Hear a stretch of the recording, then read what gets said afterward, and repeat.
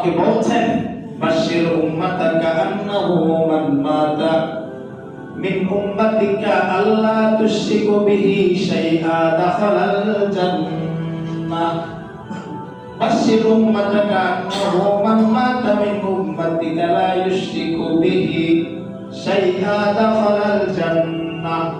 হে নবী, আপনি আপনার উম্মতদেরকে এই সুসংবাদ শুনিয়ে দেন, এই সুসংবাদ সমস্ত উম্মতকে শুনিয়ে দেন, আপনার উম্মতের মধ্যে যে মারা যাবে এবং অবস্থায় মারা যাবে সে মহান রব্বুল আলামিনের সাথে কাউকে শরীক করে নাই। মহান রব্বুল আলামিন ওয়াদা দিচ্ছেন, আমাকে জানিয়ে দিচ্ছেন আপনাকে জানানোর জন্য, আল্লাহ রব্বুল আলামিন সে যদি অবস্থায় মারা যায়, শিরক মুক্ত অবস্থায় মারা যায়, আল্লাহ রব্বুল আলামিন তাকে নিজ রহমতে জান্নাতে প্রবেশ করিয়ে দিবেন। আউযু বিল্লাহি মিনাশ শাইতানির রাজীম। বিসমিল্লাহির রাহমানির রাহিম।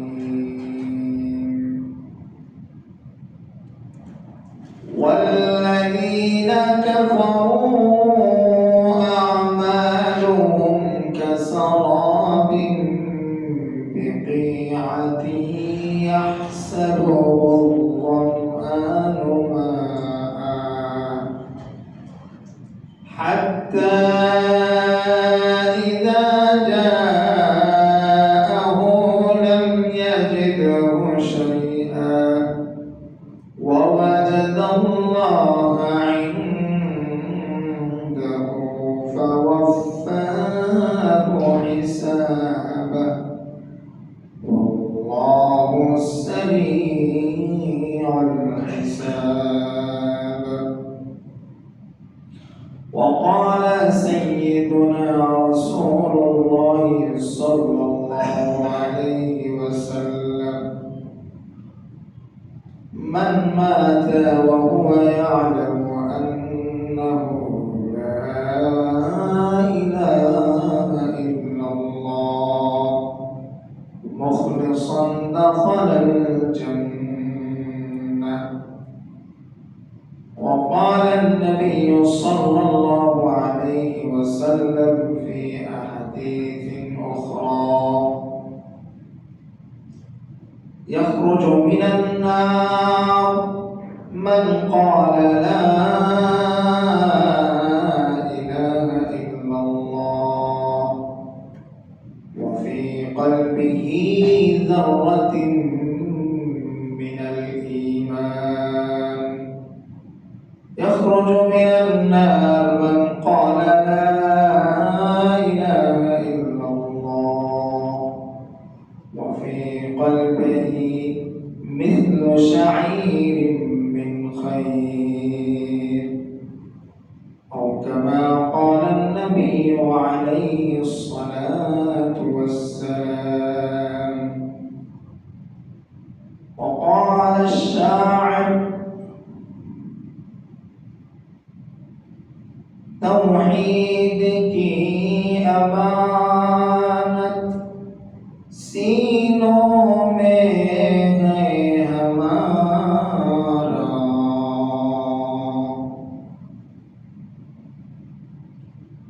तौहीद की अमानत सीनों में है हमारा आसान नहीं मिटाना नामो निशान हमारा ईमान का हासिल नहीं बेअश्क मदीना ईमान का हासिल नहीं बेअश्क मदीना रख देना कफन ने मेरे कुछ खाके मदीना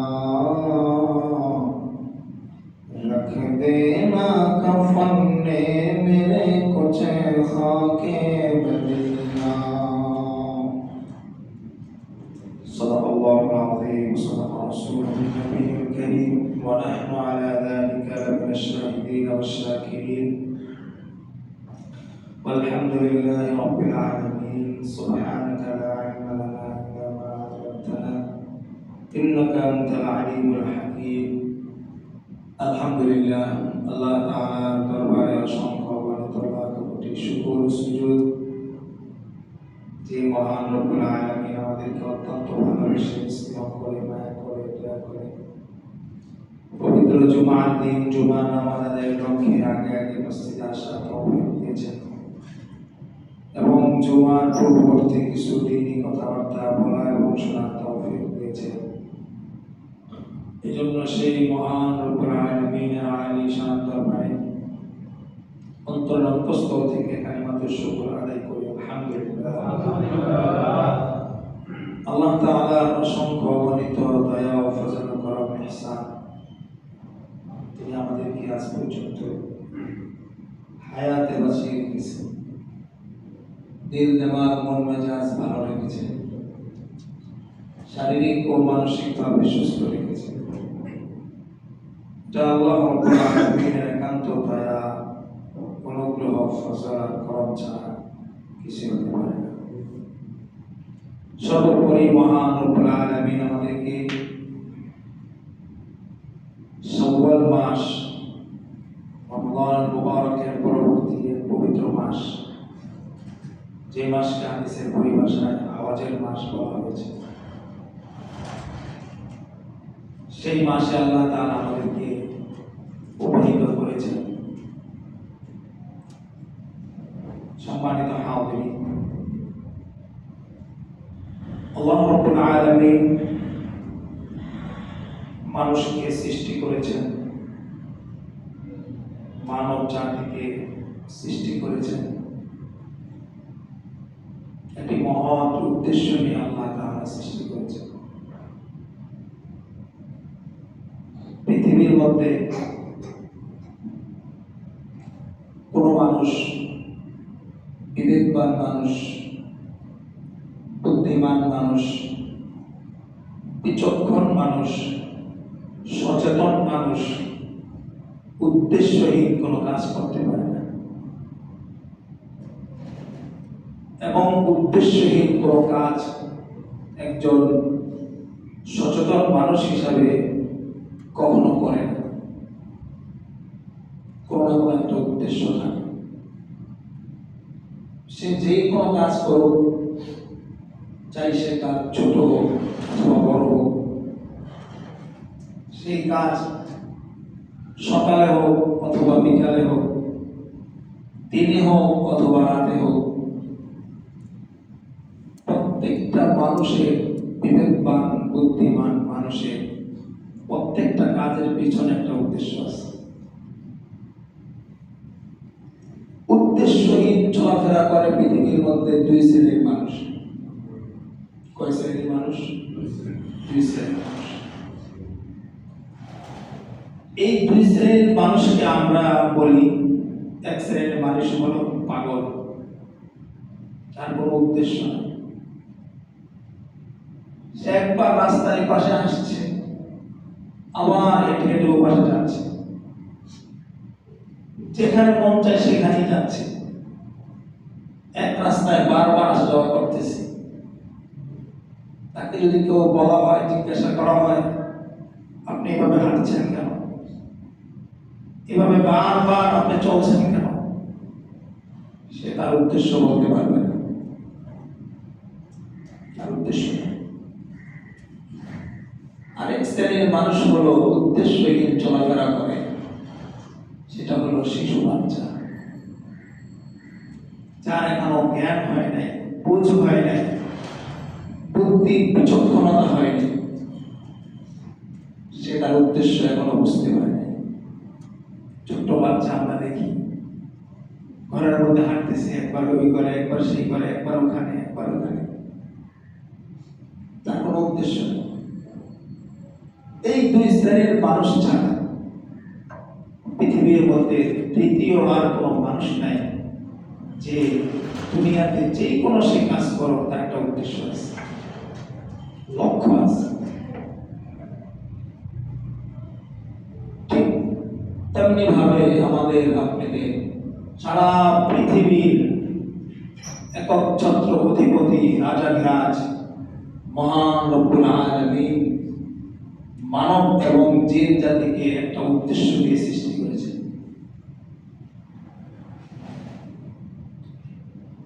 আল্লাহ রাব্বুল আলামিন উদ্দেশ্যহীন, অকারণে, নিষ্প্রয়োজনে, অযথা, খামাখা মানুষ সৃষ্টি করেন নাই। আল্লাহ সূরা মুমিনুনের এক আয়াতে বলেন, أفحسبتم أنما خلقناكم عبثا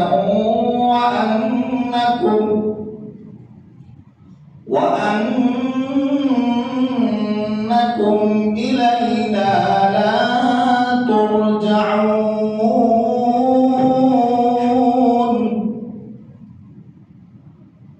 আল্লাহ এই আয়াতে কারিমার মধ্যে পরিষ্কার ভাষায় বলছেন, হে মানুষ সকল, তোমরা কি এটা ধারণা করো, তোমরা কি এটা মনে করো কি আন্নামা খালাকনাকুম, যে আমি তোমাদেরকে সৃষ্টি করেছি আবাদা, অযথা, খামাখা, অকারণে, নিষ্প্রয়োজনে, এমনি এমনি আবাদ বলা হয় যার কোনো উদ্দেশ্য নেই। ওয়ান্নাকুম ইলাইনা লা তুরজাউন, তোমরা কি আমার কাছে ফিরে আসবে না? তোমাদের প্রত্যাবর্তন কি আমার কাছে হবে না? তোমাদের শেষ গন্তব্য আমার কাছে কি আসবে না? তোমরা মনে করো, এটা কি তোমরা ভাবো না? মহান রব্বুল আলামিন আহকামুল হাকিমিন তিনি আমাদেরকে এক মহান একটা উদ্দেশ্য দিয়ে পাঠিয়েছেন। সেই উদ্দেশ্যটা কে স্মরণ করে দেওয়ার জন্য, আমাদেরকে পুনরায় জাগ্রত করে দেওয়ার জন্য, বুঝিয়ে দেওয়ার জন্য আল্লাহ রাব্বুল আলামিন দুইটা জিনিস আমাদেরকে দিয়েছেন। একটা জিনিস হলো নবী রাসূল প্রেরণ করেছেন যুগে যুগে। কেন প্রেরণ করেছেন? এই উদ্দেশ্য মানুষকে বুঝিয়ে দেওয়ার জন্য যে মানুষ, তোমাদের জীবন উদ্দেশ্যহীন নয়, তোমাদের জীবন এভাবেই সৃষ্টি করা হয় নাই, তো উদ্দেশ্য দিয়ে তোমাকে পাঠানো হয়েছে। আর সেই নবীর উপর আল্লাহ তাআলা যুগে যুগে কিতাব নাযিল করেছেন। প্রায় 104খানা আসমানি কিতাব আল্লাহ রাব্বুল আলামিন অবতীর্ণ করেছেন। তার মধ্য থেকে 100 সাহিফা ছোট্ট কিতাব আল্লাহ অবতীর্ণ করেছেন। আর 4টি বড় বড় মহাগ্রন্থ আল্লাহ তাআলা অবতীর্ণ করেছেন। বুঝিয়ে দেওয়ার জন্য, মানুষকে স্মরণ করে দেওয়ার জন্য। তোমার উদ্দেশ্যহীন ভাবে তোমাকে তৈরি করা হয়। সেই উদ্দেশ্য কি? সেই উদ্দেশ্য হলো, সর্বপ্রথম মহান উদ্দেশ্য হলো আল্লাহ রাব্বুল আলামিনের তাওহীদ, একাত্মবাদ, যথাযথভাবে আল্লাহর উপর ঈমান আনা।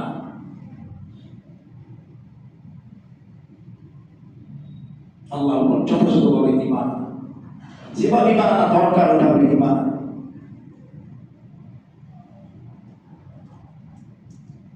যদি আমরা এই উদ্দেশ্যকে বুঝতে পারি,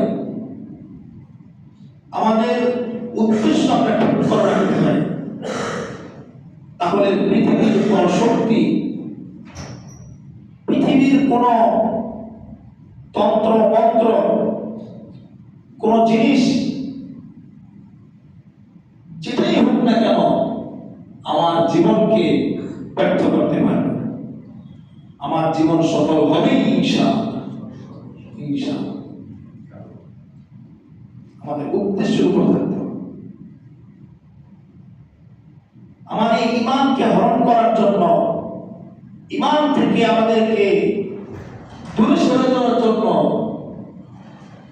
বিভিন্ন চক্রান্ত, বিভিন্ন নবঘটিত চক্রান্ত, বিভিন্ন শয়তানি কলা কৌশল তৈরি হবে, হচ্ছে। শয়তানের বিভিন্ন ফাঁদে, বিভিন্ন চক্রান্তে, বিভিন্ন কঠিন জালের ফাঁদে পড়ে অধিকাংশ মানুষ ঈমান হারা হয়ে যাচ্ছে। অধিকাংশ মানুষ উদ্দেশ্য থেকে উদ্দেশ্যহীন গন্তব্যের দিকে ছুটছে।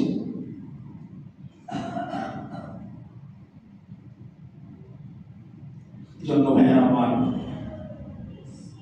আল্লাহ রাব্বুল আলামিন কোরআনে কারীমের মধ্যে এই জিনিসটাকে বুঝিয়েছেন। যুগে যুগে ধাপে ধাপে আল্লাহ রাব্বুল আলামিন কোরআনে, আমি বলেছিলাম কোরআনকে যদি আপনি 12টা ভাগে ভাগ করে, 12 থেকে 13 ভাগে ভাগ করে, 12 ভাগেই এই উদ্দেশ্যের কথা আল্লাহ আলোচনা করেছেন। যেন কোন অবস্থাতে, কোন পরিস্থিতিতে, কোন হালতে আমি যেন উদ্দেশ্য থেকে বিচ্যুত না হয়ে যাই, আমার লক্ষ্য থেকে আমি বিচ্যুত না হয়ে যাই।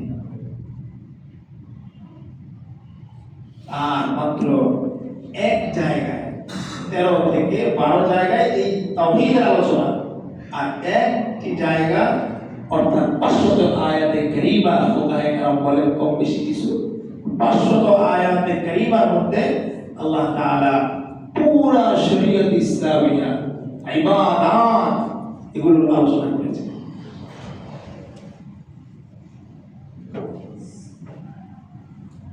সহিহ মুসলিম, সহিহ বুখারী শরীফের বর্ণনা, লম্বা হাদিস 6443 নম্বর হাদিস। এই হাদিসের বর্ণনাকারী হযরত আবু যর গিফারী রাদিয়াল্লাহু তাআলা।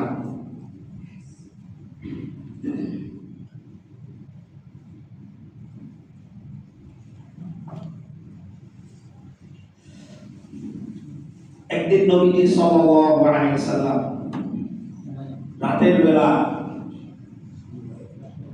ঘুরতেছেন একা একা। আবু যর গিফারী রাদিয়াল্লাহু তাআলা বলেন, খরজতু লাইলাতাম মিনাল লায়ালি, আমি এক রাতে বের হলাম। ফাইদা রাসূলুল্লাহ সাল্লাল্লাহু আলাইহি ওয়াসাল্লাম ইয়ামশি ওয়াহদা, নবীজি সাল্লাল্লাহু আলাইহি ওয়াসাল্লাম একা একা হাঁটতেছেন, একা একা হাঁটতেছেন। হাদিসটা ভালো করে বুঝবেন। ওয়ালাইসা মাআহু ইনসানুন, তার সাথে কোনো মানুষ নাই, কোনো সহচর্য নাই। ক্বালা, তিনি বলেন, ফাযানানতু আন্নাহু ইউকরাহু আইয়ামশিয়া মাআহু আহাদ, আমি ভাবলাম হয়তো নবীজি একা একা হাঁটাকে পছন্দ করছেন, তিনি কারোর সাথে হাঁটাকে অপছন্দ করছেন। তাই আমি পিছন থেকে নবীজিকে খেয়াল করতে লাগলাম। ফাজআলতু আমশি ফি যিল্লিল কমার, নবীজি হাঁটতেছেন দূরে, আমি নবীজিকে পিছন থেকে দেখতে লাগলাম। রাতের চাঁদের আলোতে নবীজি হাঁটতেছেন, আমিও হাঁটতেছি। ফালতাফাতু ইলাইয়া, হঠাৎ নবীজি পিছন দিকে তাকালেন। পিছন দিকে তাকিয়ে নবীজি বললেন, মান হাযা, এই কে তুমি? এই কে? রাত্রেবেলা গ্রাম দেশে যখন নিথর নিস্তব্ধ রাত 2টা-3টার দিকে যদি একদিকে আপনি হাঁটেন, আরেক দিকে অপর পাশে পুকুরের আরেকজনে হাঁটে, আপনি রাত্রে উঠছেন, দেখছেন হাঁটতেছে, যে কোনো একটা সন্দেহ করে যে এই সময় কেন সে হাঁটবে, বলে ফেলে এই কে তুমি, একইভাবে নবীজি তাকে ডাক দিলেন। আবু যর বললেন, কুলতু আবু যর ইয়া রাসূলুল্লাহ, হে আল্লাহর রাসূল, আমি আপনার সাহাবী আবু যর। নবীজি সাল্লাল্লাহু আলাইহি ওয়াসাল্লাম তাকে ডাকলেন, ডেকে বললেন, ইন্নাল মুকাথথিরিনা হুমুল মুকিল্লুনা ইয়াওমাল কিয়ামাহ, হে আবু যর, কিয়ামতের মাঠে ধনাঢ্যশীল ব্যক্তিরা দারিদ্র অবস্থায় উঠবে, যাদেরকে আল্লাহ অঢেল সম্পদ দিছে, অনেক মাল দিছে, দুনিয়াতে অনেক ভোগের আসবাব তাদেরকে দেওয়া হয়েছে, তারা টাকার পাহাড় করেছে, আনন্দের ভিতরেই তারা ছিল, তারা কিয়ামতের মাঠে গরীব অবস্থায় উঠবে।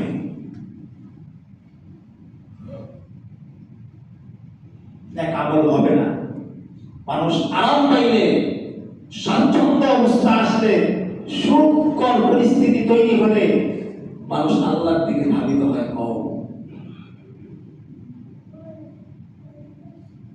তবে নবীজি তারপরে বলে দিয়েছেন, যারা ধনাঢ্যশীল তাদের জন্য সুসংবাদ আছে, কি ইল্লা মান আ'তাহু আল্লাহু খায়রান ফানাফআ আন ইয়ামিনিহি ওয়া আন খালফিহি ওয়া আন শিমালিহি, তবে ওই ধনাঢ্যশীল ব্যক্তিরা দরিদ্র অবস্থায়, হতভাগা অবস্থায়, নিঃস্ব অবস্থায় কিয়ামতের মাঠে উঠবে না, যাদেরকে মহান রব্বুল আলামিন নিয়ামত দিয়েছেন, সম্পদ দিয়েছেন, দুনিয়ার মধ্যে সচ্ছলতা দিয়েছেন, আল্লাহ রব্বুল আলামিন সুখময় পরিস্থিতির মধ্যে তারা রেখেছেন, কিন্তু ভালো অবস্থার মধ্যে থাকার পরেও আল্লাহ রব্বুল আলামিনকে ভুলে যায় নাই,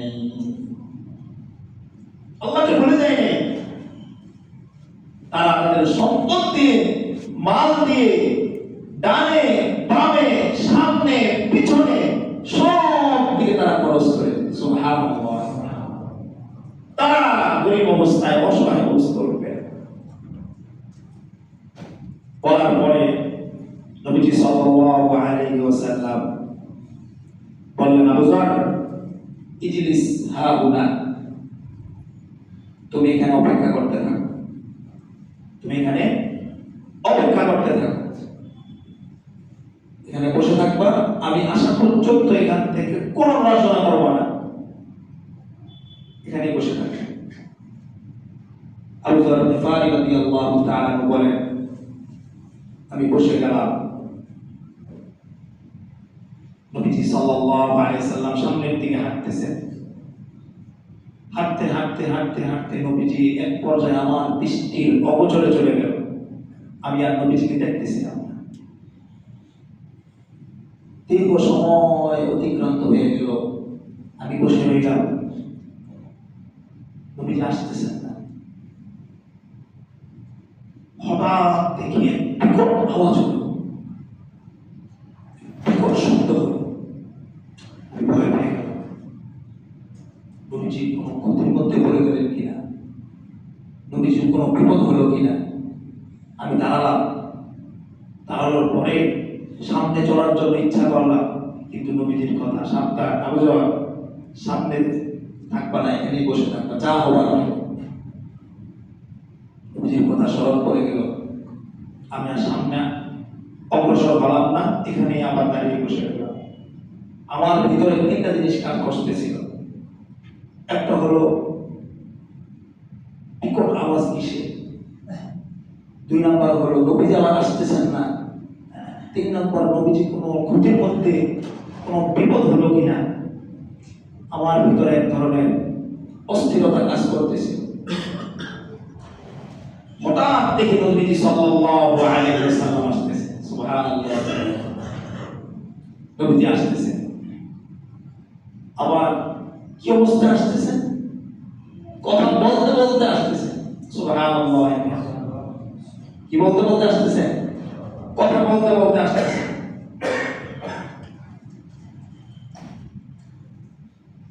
আস্তে আস্তে নবীজি সাল্লাল্লাহু আলাইহি ওয়াসাল্লাম, আশ্চর্যের বিষয় হলো যার সাথে কথা বলে তাকে দেখা যায়, যার সাথে কথা বলে তাকে দেখা যায়, নবীজিকে দেখা যাচ্ছে। সে বারবার বলতেছে, নবীজি বলতেছে এই কাজ করলো কি সে জান্নাতে যাবে? তো সে বলতেছে নবীর সাথে যিনি, হ্যাঁ এই কাজ করলেও সে জান্নাতে যাবে। পরে আবু যর নবীজি আসার সাথে সাথে উনি বললেন, লা আসবির ইয়া রাসূলুল্লাহ, আল্লাহর রাসূল, আমি আর নিজেকে আটকে রাখতে পারতেছি না, আমি ধৈর্যহারা হয়ে গিয়েছি। কি হয়েছে? ইয়া রাসূলুল্লাহ, আপনি যখন চলে গেলেন, আপনি তো বলেছেন এখানে থাকার জন্য, আমি এখানে বসে রইলাম, হঠাৎ একটা বিকট আওয়াজ এসেছে, আমি ভয় পেয়ে গেলাম যে আপনি কোনো ক্ষতি হলো কিনা। নবীজি বলে, ও আচ্ছা তাই? আচ্ছা, জিব্রাইল আসছে তো আজকে, নতুন একটা পদ্ধতিতে জিব্রাইল আসছে, এই জন্য একটা আওয়াজ হয়েছে আসমানে। সুবহানাল্লাহ। পরে বললেন, ইয়া রাসূলুল্লাহ, আপনি দেখলাম কথা বলতেছেন, আপনাকে দেখা যাচ্ছে, যার সাথে কথা বলতেছেন তাকে দেখা যাচ্ছে না, সে কি আর কি কথা বলতেছেন?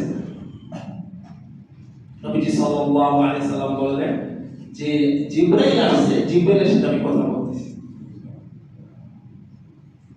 তিনি বলতেছেন, ইয়া রাসূলুল্লাহ, দেখলাম বারবার আপনি একটা প্রশ্নই করতেছেন জিব্রাইলকে যে এই কাজ করলো তারা জান্নাতে যাবে, আর জিব্রাইল উত্তর দিচ্ছেন যে হ্যাঁ এই কাজ করলো তারা জান্নাতে যাবে। কি বারবার আপনি বলতেছেন? তখন নবীজি বললেন, জিব্রাইল আলাইহিস সালাতু ওয়াস সালাম আসছেন, আসার পরে আমাকে বলছেন, বাশশির উম্মাতাকা আন্নাহু মান মাতা মিন উম্মাতিকা আল্লা তুশরিকু বিহি শাইআ দাখালাল জান্নাহ। বাশশির উম্মাতাকা আন্নাহু মান মাতা মিন উম্মাতিকা লা ইউশরিকু বিহি শাইআ দাখালাল জান্নাহ। হে নবী, আপনি আপনার উম্মতদেরকে এই সুসংবাদ শুনিয়ে দেন, এই সুসংবাদ সমস্ত উম্মতকে শুনিয়ে দেন, আপনার উম্মতের মধ্যে যে মারা যাবে এবং অবস্থায় মারা যাবে সে মহান রব্বুল আলামিনের সাথে কাউকে শরীক করে নাই। মহান রব্বুল আলামিন ওয়াদা দিচ্ছেন, আমাকে জানিয়ে দিচ্ছেন, আপনাকে জানানোর জন্য, আল্লাহ রব্বুল আলামিন সে যদি অবস্থায় মারা যায়, শিরক মুক্ত অবস্থায় মারা যায়, আল্লাহ রব্বুল আলামিন তাকে নিজ রহমতে জান্নাতে প্রবেশ করিয়ে দিবেন। সুবহানাল্লাহ। শিরক মুক্ত ঈমান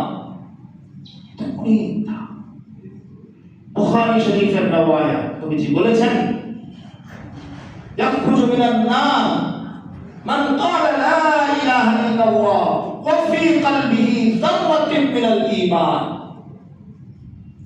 আও ওয়া ফী কলবিহি যাররাতুন মিন খায়র আও ওয়া ফী কলবিহি মিন যাররাতি শাঈরাতিন মিনাল খায়র। তিনটা বলেছেন নবীজি হাদিসের মধ্যে, গম পরিমাণ, জব পরিমাণ, অনুপরিমাণ, সামান্যতম ঈমান নিয়ে যদি সে আল্লাহর দরবারে হাজির হতে পারে, আল্লাহ রাব্বুল আলামিন তাকে একদিন না একদিন জাহান্নাম থেকে বের করে জান্নাত অবশ্যই দান করবেন। এজন্য ভাইরা, দীর্ঘ একটা সময় দিয়েছে আমি বিভিন্ন আমাল নিয়ে আলোচনা করেছিলাম। রমাদানুল মুবারক, তার আগে অনেক আমালের কথা হয়েছে। এই জুমা থেকে কয়েকটা জুমা আমি ঈমানের উপর যে আলোচনাগুলো আমাদের বাকি রয়েছিল, যে ঈমান ছাড়া আমলের কোনো দাম হবে না, ঈমান ছাড়া আমলের কোনো দাম হবে না, কোনো মূল্য হবে না। যদি সে পুরো দুনিয়াব্যাপী আমল করে ফেলে আর তার ভিতরে ঈমান না থাকে, সহিহ ইখলাস না থাকে, তাওহীদ না থাকে, ওই তার দুনিয়া ভর্তি ঈমানের আমলের কোনো দাম আল্লাহর কাছে হবে না। আল্লাহ চার জায়গায় এটাকে পরিষ্কার ভাষায় কোরআনে বুঝিয়েছেন, ঈমান ছাড়া কোনো আমল আমার কাছে কোনো দাম হবে না। ইনশাআল্লাহ আগামী জুমাতে এই ঈমান ছাড়া আমলের কোনো দাম হবে না, এটার উপর বিস্তারিত আলোচনা করা হবে। আল্লাহ তাআলা আমাদেরকে বুঝার আমল করার তৌফিক দান করুন। আমিন। আখির দাওয়ানা